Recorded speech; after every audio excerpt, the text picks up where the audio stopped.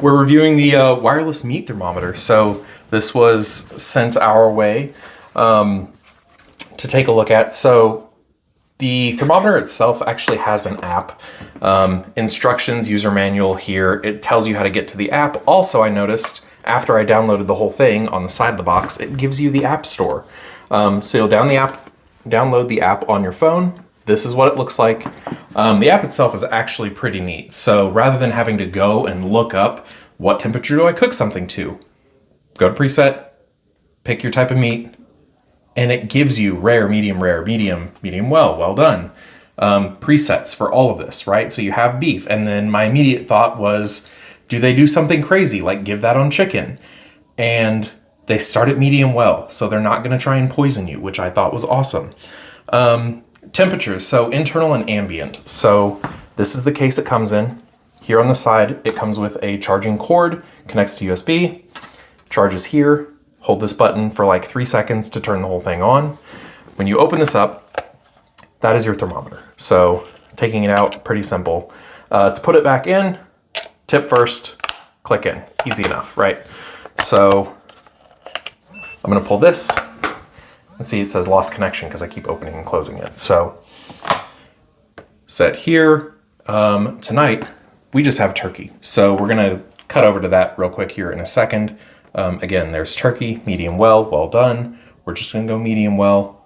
It gives you kind of the exact way to do it.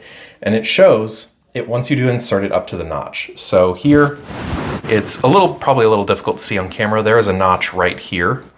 Let me see if I can zoom in on that a little. So yeah, right there is the notch. And so you want to insert this to here. It'll tell you and give you instructions as you go. And then it sets an alert on your phone. So when it hits its target temperature that you set, your phone will go off. So you can just like plug and play essentially. Overall, super simple. I didn't even have to read most of the instructions. Plug that into frozen turkey. It gives you internal temp, 55.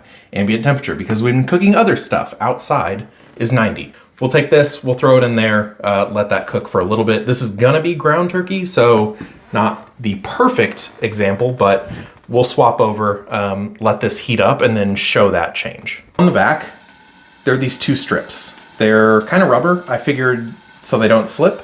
They're actually magnetic, so you can sit there and monitor it in your kitchen and then store your thermometer here.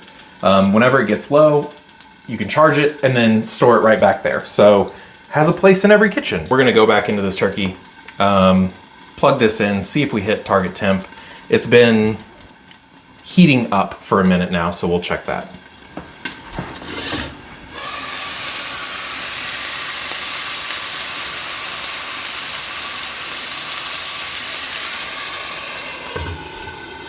Okay, and then I'm a little close to the bottom of the pan, so it might start to get a little warmer than it needs to be, but looks like it's actually measuring pretty accurate because it's in the center of that. It's close to the bottom, and that's typically when, so you can see that the internal of that with the lid on, you're getting close to 130.